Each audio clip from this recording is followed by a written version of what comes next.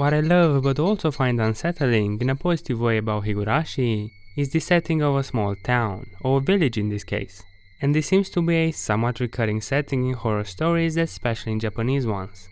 A small town setting adds a powerful layer of horror and danger because it creates an isolated, unsafe place. It takes advantage of its inhabitants to depict both a welcoming and frightening atmosphere, and that's something the Japanese love to portray in horror. A great deal of their current horror is intimately related to structures that are both comforting and confining, such as the family, which creates a very tender yet oppressive and eerie ambience. Higurashi similarly walks the line between welcoming and frightening with his small town setting. Keiichi Maebara, an ordinary boy, had just moved in the quiet little village of Hinamizawa for a change of pace. He immediately befriends his schoolmates and lives a pretty happy and eventful life. As summer rolled in and the village started to prepare for its annual cotton drifting festival, Keiichi learns about the local legends surrounding it. Several murders and disappearances started to happen in recent years, and they all seem to be connected to the festival and especially to the village's guardian deity, Oyashiro-sama. The villagers collectively believe that these tragic events happened due to Shiro'S Curse of punishing outsiders and people associated with the dam project that was set to submerge the entire village several years prior, before it was dropped due to conflicts between the inhabitants and the dam committee. All of the people who have suffered the curse were involved either directly or indirectly with the dam project. Keiichi, filled with curiosity, tries to ask his schoolmates, now friends, about these incidents, but they are suspiciously silent and refuse to give him any answers, even getting slightly aggressive and annoyed at him. As more and more bizarre events occur, he begins perceiving that his friends and the rest of the village are keeping secrets from him regarding the festival, and his suspicions only increase when he finds a sewing needle in some rice bowls his friends have made for him, and so madness and paranoia quickly take root in his heart.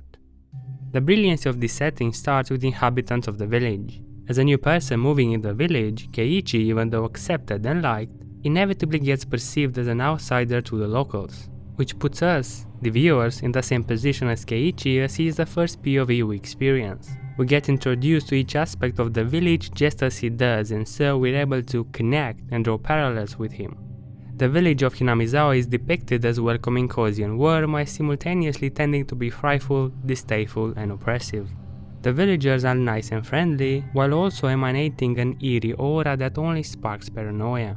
One moment the characters are having a light-hearted baseball game at their school, unveiling a very bright, fun and comfortable atmosphere, and at the mere mention of a single word, that bat is about to hit something that, although similarly shaped in a ball, is most definitely not a ball. A cute airhead, unwilling to hurt the bug, somehow ends up walking towards you with a hatchet in her hand. It seamlessly switches between light-hearted comedy and psychological meltdown in a blink of an eye, and you never know when and why exactly that switch is coming, just that it is coming, keeping you alert at all times and making you wonder, why? Few things are as scary as the endless possibilities of the unknown, and that's the biggest strength of Higurashi, which is excellently explored. It's not only the unknown the characters experience, but also the unknown we, as viewers, experience. A common misbelief people like to spread about the horror aspect of Higurashi is that it heavily relies on gore and violence, and they attribute it to those famous scenes of brutality. But in reality, these violent scenes are quite infrequent, and when they do occur, they act as an endpoint, as a culmination, rather than the actual source of horror. Sure, they can be pretty gruesome, but once they're over, and they only last a brief moment, they're over. They're not supposed to have a lasting impact. What gets you so unnerving and tense over that endpoint, that shocking and violent moment, isn't the momentary horror itself. It's the atmosphere, the build-up that's leading to it. Characters acting a bit strange, tiny indications that something is wrong, a surge of anxiety for what you cannot yet see.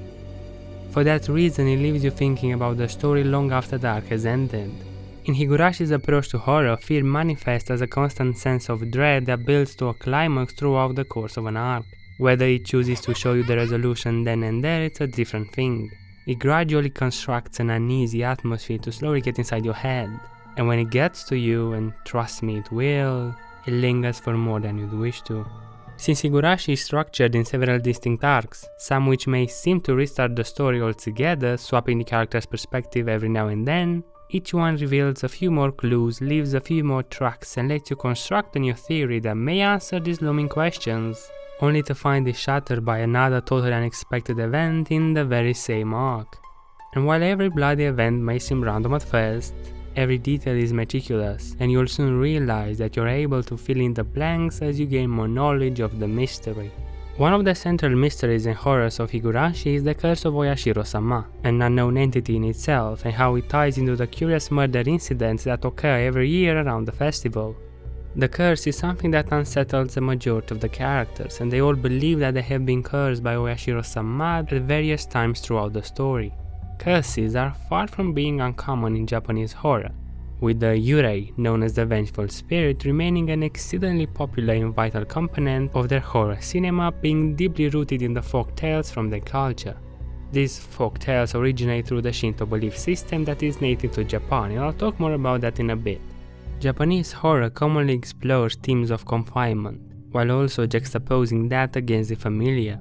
The village of Hinamizawa loathes to have outside investigators looking too deeply into the festival incidents because of the villagers' stubbornness in collectively attributing these acts to the curse, and for fee may either drive people away or may expose the people in power they think are responsible.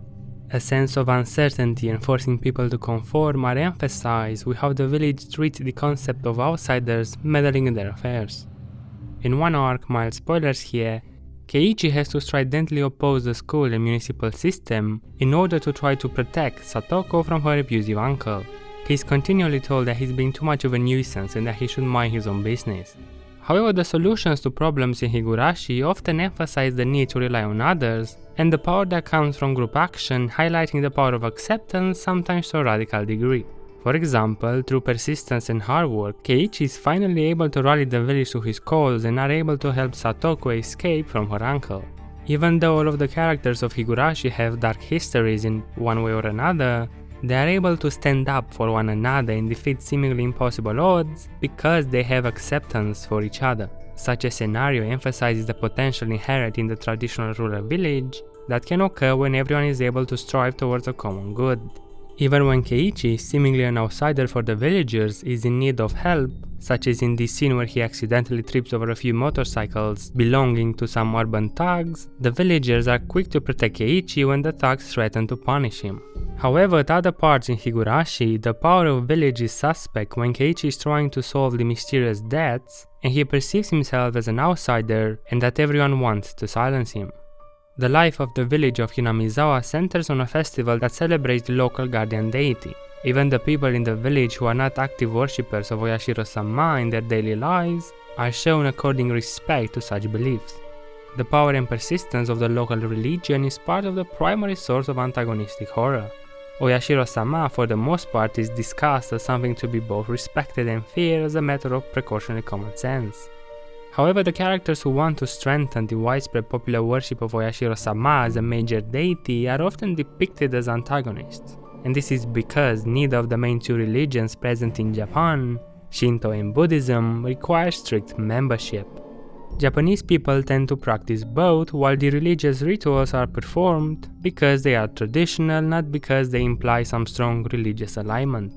Most representations of religions in Japanese media culture often play a strong negative role and are associated with violence, brainwashing, and fraud, and this is often the case throughout much of Higurashi.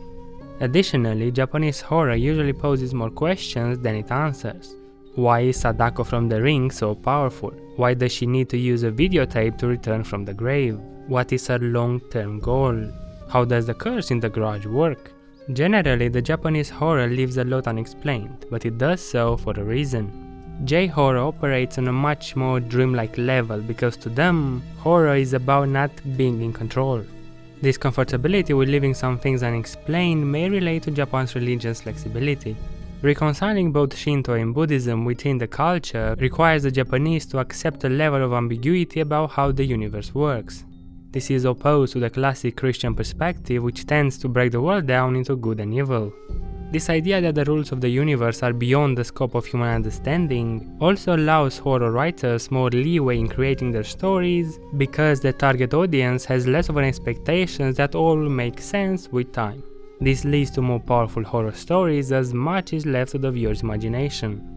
And while Higurashi does provide the viewer with clues and new pieces of information regarding the curse and other mysteries, it leaves it up to them to fit the pieces together, and that has got to be one of the most satisfying feelings.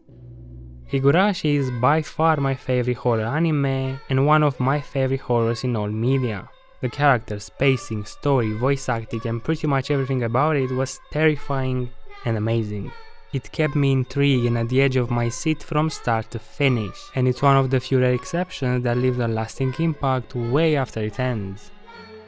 Higurashi does a lot of things great, and there are plenty of aspects about it that deserve more recognition. Something I felt was neglected each time Higurashi was brought up was the village of Hinamizawa, and how it and its residents immensely contribute to the overarching horror of the series, and I'm happy I got the chance to talk about it.